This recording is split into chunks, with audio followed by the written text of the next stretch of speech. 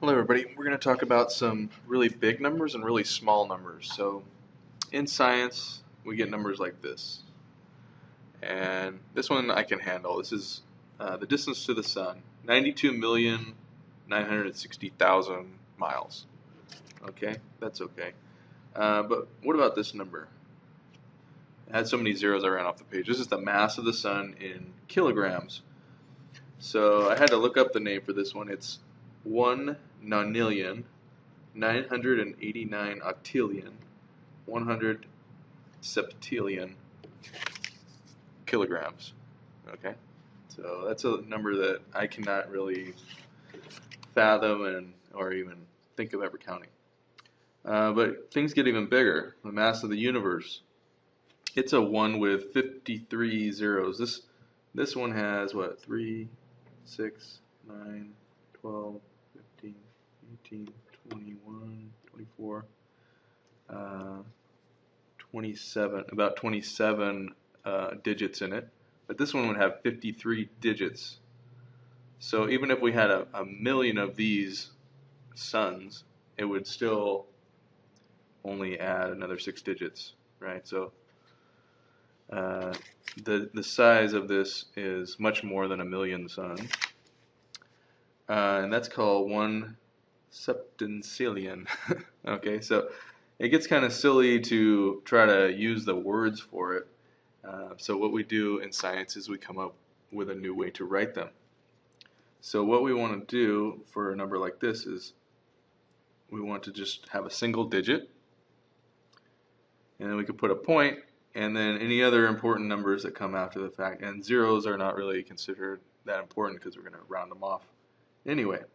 So this would be 9.296, and then I can count how many digits there are, right? So there would be 3, 4, 6, 7, 8. There's 8 digits there.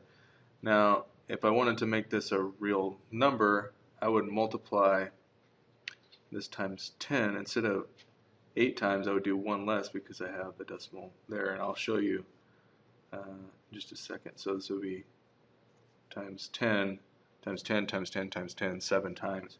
And that would move that decimal place over 7 places, just like that.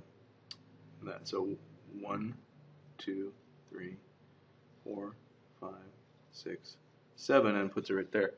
Now, how does that work? So if I had 9, and then I went times 10, I'd get 90, right? And if I took 90 times 10, I would get 900.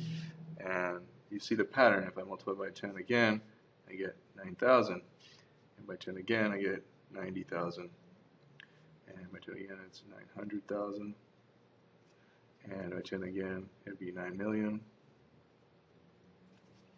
And again, it'd be 90 million. So I multiply by 10. 1, 2, 3, 4, 5, 6, 7,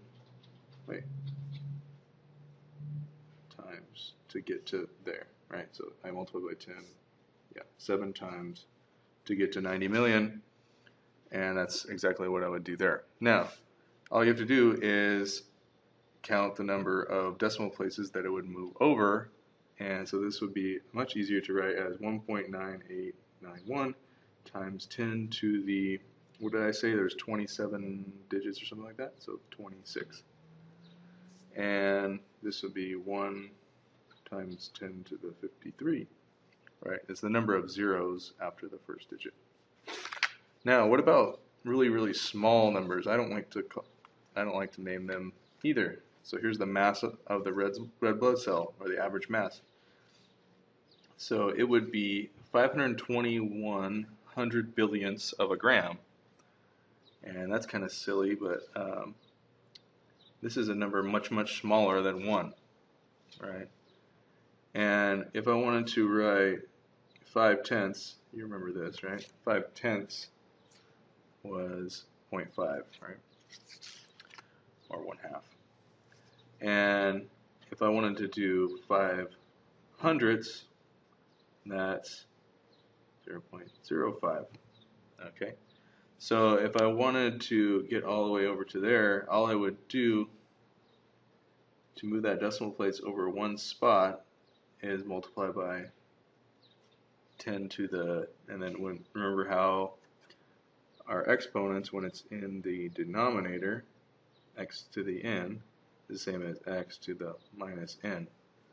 So this would be 5 times 10 to the minus 1, or 5 times 10 to the minus 2, because 100 is 10 squared. Now the same thing happens, so I just count over the number of zeros, and I get really small numbers would have negative exponents. So 3, 4, 5, 6, 7, 8, 9, 10. So this number is 5.21 times 10 to the minus 10 grams. Okay, so a better way to write that. And finally, the radius of the atom of helium. So 3200 trillionths. Instead, I just write 3.2 times 10 to the minus 3, 6, 9, 10, 11 meters. So 3.2 times 10 to the minus 11 meters. So this scientific notation, it has a single digit, the decimal point, and then any other important digits. Then we say it's times 10 to some power. And if it's a positive power, it's a big number. If it's a negative number, it's a really small number.